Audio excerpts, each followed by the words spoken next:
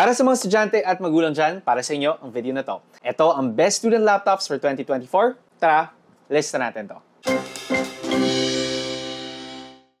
Hello, si Alvin, ang inyong tech guy, at pag-uusapan natin isa sa most requested videos ngayong 2024, isang updated laptop list. At dahil nagsimula na ang pasukan, for sure, karamihan sa inyo nagkakandara pa or nahihirapang mamili kung ano nga ba ang laptop na dapat nyong bibilhin. Huwag kayong maglala kasi tutulungan ko kayo dito sa ating video. Pero syempre, bago lahat, mag-subscribe muna by clicking the subscribe button below. Hit nyo yung bell icon para ma-update kayo sa mga susunod kong videos, and then kung sakaling makatulong sa inyo ang video na to, hopefully i-like at i-share nyo na rin. For now, doon muna tayo sa criteria what makes a great student laptop. First and foremost, syempre, ang kanyang price. Karamihan sa atin hindi naman talaga kailangan ng sobrang mamahalin na laptop, lalo na kung basic use lang naman talaga ang paggagamitan natin. Isa pang bagay, kung limited din talaga yung budget natin, kailangan nating i-consider yan. Hindi naman pwedeng tingnan yung pinakamagandang laptop automatically. Kahit di nyo afford, yun yung bibilhin nyo. Next naman, lahat ng specs dapat relative doon sa presyo na binibigay. Lahat ng laptops dito sa listahan, kailangan may consideration na dapat sa presyo na yan, sulit ba ang performance na nabibigay niya. Yung CPU kailangan malakas, yung GPU kailangan good enough pa rin para ma-run yung mga programs natin, especially kung meron tayong mga onting creative at rendering work na kailangan for our school. Dapat din mataas ang RAM natin. Kailangan nakakapag-open siya ng multiple tabs, multiple programs nang hindi nagkakaroon ng problema. And of course, kailangan para sa akin, mataas din ang storage. Hindi naman siya office laptop na yung files minsan nakalagay sa drive, nakalagay online or sa cloud. Yung para sa mga student laptops, may multiple programs tayong ginagamit and multiple files na kailangan, which requires a higher storage. And next pa dito, aside from the performance, kailangan madali din buhatin ang ating mga laptop. Hindi na siya katulad ng dati na nasa bahay lang tayo nagsuschool. Ngayon, pumapasok na tayo. So, syempre, better kung madali buhatin yung laptop but at the same time, may big enough screen para magamit natin. So, ang plan ko lang talaga gawing one video itong budget student laptops. Pero sa haba ng listahan, inabot tayo ng mga 50 to 60 laptops na nilista. Gawin natin two-part video to. For the first video, magsimula tayo from the 28,000 to the 36,000 peso budget. And then for the next video, doon naman tayo sa mababa na 28 to 28,000. So sa 50 to 60 plus laptops na nilista ko, ito ang mga ma-recommend ko. First, ginawa natin, nilista natin lahat ng laptops na nakita ko online na available and in stock. And then nilist down namin lahat ng specs na available dito. And eliminate namin yung mga red flag specs na either super outdated na yung kanyang CPU. So syempre, nahihirapan na rin to mag-keep up over time kasi nga kailangan multiple years din natin magamit ang ating laptop, lalo na nag-upgrade yung mga programs na ginagamit natin. And then kailangan din mataas yung storage niya since multiple programs yung ginagamit natin, unlike kapag office use na may selected programs ka lang talaga na ginagamit for very specific work. Isa pa, itinagal ko din yung mga laptops na gumagamit ng HD display for higher prices kasi para sa akin unfair naman na mataas nga yung performance mo pero naka-HD display ka pa rin. So, with that, ito ang mga laptops na ma-recommend ko. Pinakamura sa listahan natin ay yung laptop from Lenovo. Ito ang Lenovo IdeaPad 1. Specifically, this model that you can buy from the link below, and nagkakalaga siya na 29,794.50 pesos. Gumagamit siya ng AMD Ryzen 3 7320U na processor. So, relatively new tong CPU na to. And then, meron siyang AMD Radeon 610M na integrated GPU, tapos 8GB of DDR5 RAM. So, at least mas mabilis at mas bago yung RAM na ginagamit niya. And then, meron siyang 512GB of PCIe 4 na SSD. So for the SSD na ginagamit niya, ito yung mas bagong generation, giving you faster speeds. So although medyo lacking siya pagdating sa performance kumpara sa ibang mga laptops sa listahan natin, at least updated naman yung RAM at saka yung SSD storage niya. Meron pa tayong ibang Lenovo laptops na nilista on this list. However, para sa akin, for the price to performance kasi, medyo mas competitive or mas maganda yung na-deliver ng ibang laptops dito sa ating listahan. Lalagay ko pa rin yung listahan below, lalagay ko yung scores na nakuha nila. So if ever doon rin kayo interesado, hindi ko mapipigilan. Moving on, doon naman tayo sa next laptop on our list. Ito medyo pumasa siya doon sa top 50% or top 30% nito mga laptops na nilista natin. And ito ay ang Huawei MateBook D14 and D16. Alam ko ito yung 2024 version nila. Tapos for the D14, ito ay nakakalagang 29,999 pesos. Very close doon sa Lenovo laptop. And then for the MateBook D16 naman, ito ay nakakalagang 34,999 pesos. Pinagsabay ko na sila dito kasi magkatabi lang din yung score nila. At mostly nagva-vary lang talaga sila sa CPU and sa size nila. For the D14 kasi gumagamit siya ng Intel Core i3 12th Gen na CPU, and then for the D15 naman, gumagamit siya ng Intel Core i5 12th Gen na CPU. Of course, performance may mas makukuha tayo out of the D16. However, depende kasi yan kung habol nyo ba yung size ng laptop din. D14 kasi is a 14-inch laptop. Of course, mas magaan ito. And then for the D16 naman, mas malaking laptop. So, syempre, mas mabigat yon. Mostly, ito lang yung difference nila. So, syempre, ano ba yung mas important sa inyo? Yung portability ba ng laptop? Or yung kanyang bigger size, bigger screen, heavier weight, medyo mas expensive, pero mas malakas naman di hamak ang performance. Of course, with the design, para sa akin, isa pa rin yung mga Huawei MateBook laptops talaga. Nag-deliver ng very premium design, very good material, very good texture, very good aesthetic na talagang very presentable and very classy lang. Next in our list naman ay yung highest ranking na MSI laptop. Ito ay ang MSI Modern 15, specifically itong model na pinapakita natin. Again, kung gusto nyo, yung link niyan ay nasa baba. So one thing na kailangan nyo din i-consider ay yung mga presyo ng mga laptop kasi nagfa-fluctuate yan. Minsan on sale sila online, minsan on sale sila on physical stores, tapos minsan bumabalik yan. So lahat ng presyo na nilista natin dito ay yung kanilang regular price at nagbabago yung rankings pa rin depende sa presyo nila or availability nila. So for the MSI Modern 15 kasi, specifically this model, siya yung nag-rank ng highest dahil yung ibang MSI Modern na notebooks nagtaas bigla ng presyo or bumalik sa kanilang mga regular prices. So mataas na yung presyo nila compared to the other laptops on this list. Anyway, with this specific model, even at 34,995 pesos, maganda naman kasi yung specs na meron tayo. AMD Ryzen 5 7530U na CPU, one of the strongest na makikita natin for laptops at this price point.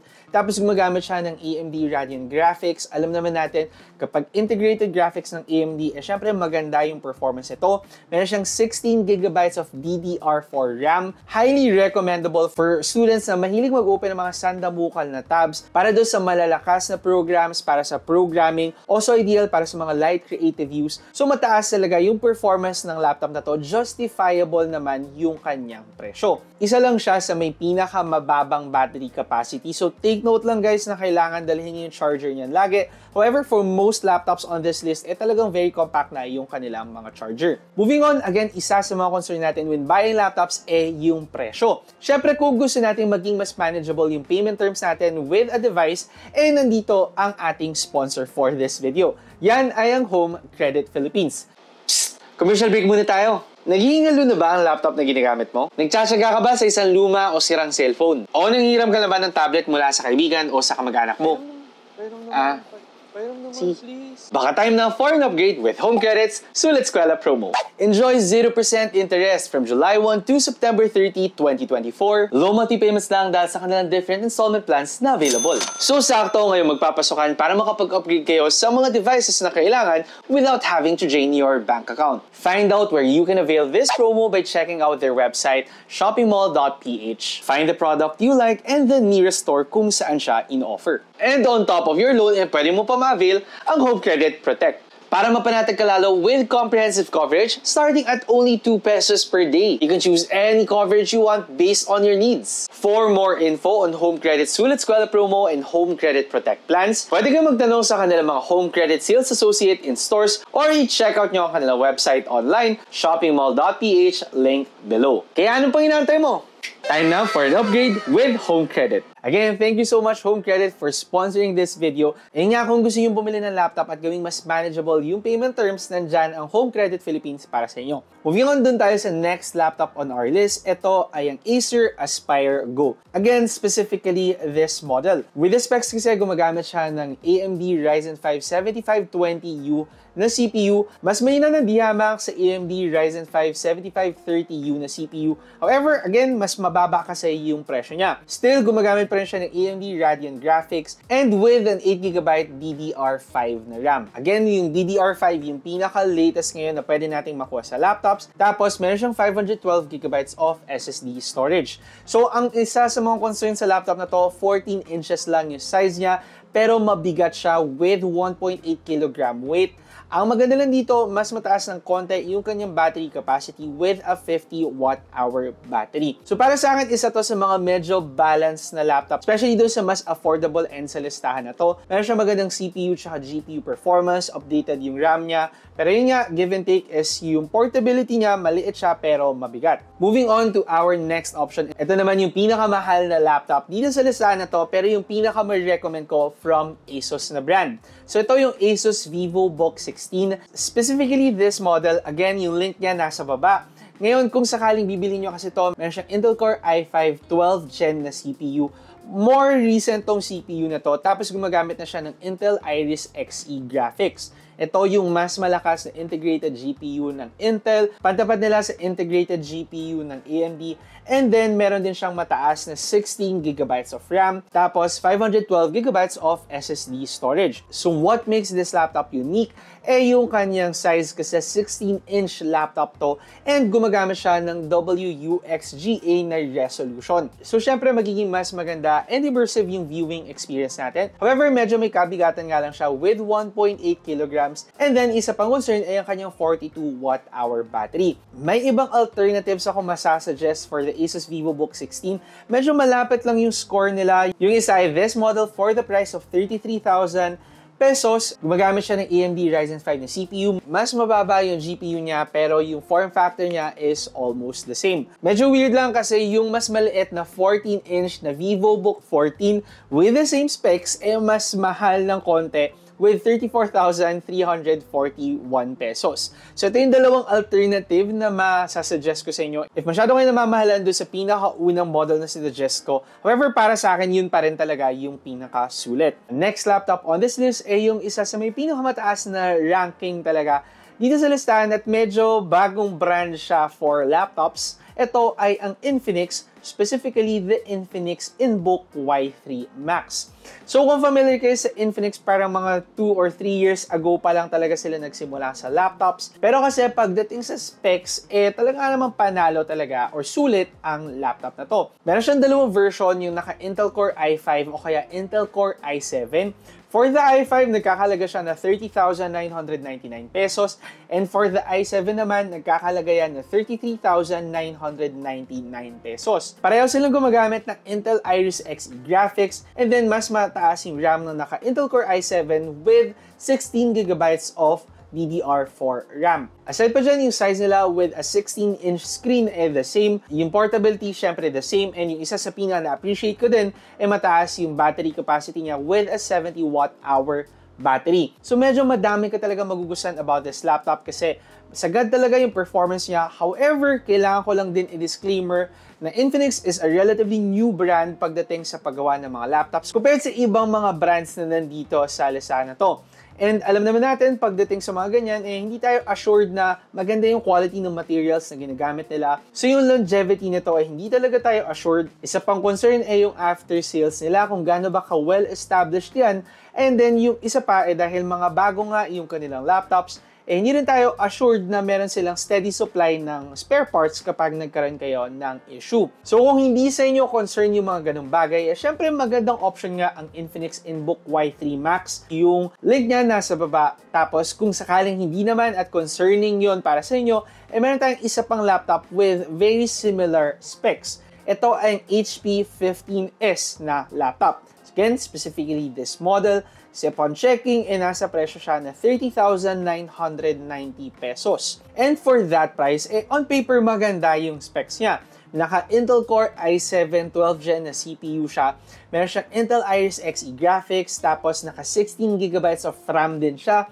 And then 512GB of SSD storage. Yung compromise lang natin dito mas maliit ng konti yung kanyang screen with a 15.6-inch screen. Mas lighter siya with a 1.7 kg weight. Pero mas maliit din ang kanyang battery with only 41 watt-hour battery capacity. So may mga slight compromise tayo, pero again nga, mas assured tayo with the brand na HP kasi mas matagal na yun sa industry, and from experience, mas mahal talaga relatively yung mga HP laptops dahil branding plus yung materials na ginagamit nila, alam ko mas premium din. So, ayun na yung ating laptop list. Syempre, magbabago yung rankings or scores na nakuha nila depende sa presyo ng mga laptop na to. However, ilang beses ko na rin naman nabago or na-adjust yung pricing nila. Pero ito talaga yung top percentile na nakukuha ko lagi. For other laptops kasi na available online or even in stores, hindi sila nagbababa ng presyo kahit na-outdate na yung specs nila. So, kailangan yung pagmasdan na mabuti yung specs ng mga laptop. Ideally, yung binibili nyo kung may pareho lang din namang presyo, dapat mas updated yung specs at mas mataas yung performance. Hindi ko na lang talaga na-consider sa listahan na to yung kanilang design. And syempre, kung sakali na makapili kayo from this list, I do suggest mag-check pa rin kayo ng mga reviews online to make sure na ito na nga ba ang laptop na para sa inyo. Anyway, yun na yung video natin. Sorry, medyo mahaba talaga itong video na to kasi alam nyo naman madaming dapat i-discuss. Pero hopefully, nakatulong to para sa mga estudyante na hirap maghanap ng laptop nila ngayong school year. And then para din doon sa mga magulang na bibili ng laptop ng mga anak nila. Yung isa pang video natin na budget student laptops from 20,000 to 28,000 pesos, panoorin nyo din kung mas nasa ganung budget range kayo. Hopefully, nakatulong sa inyo ang video na to. At kung sakaling nakatulong sana naman mag-subscribe kayo by clicking the subscribe button below. Hit nyo yung bell icon para ma-update kayo sa mga susunod na videos. Again, ako si Alvin, ang inyong tech guy. See you next time. Ingat! Nagustuhan nyo ba ang video ko? I-check out nyo ang aking channel for more phone, gadget, and laptop reviews. Tapos, meron pa akong tech tips and guides. Mag-subscribe by clicking the subscribe button below at i-hit nyo na rin ang bell icon para sa mga susunod ko pang videos.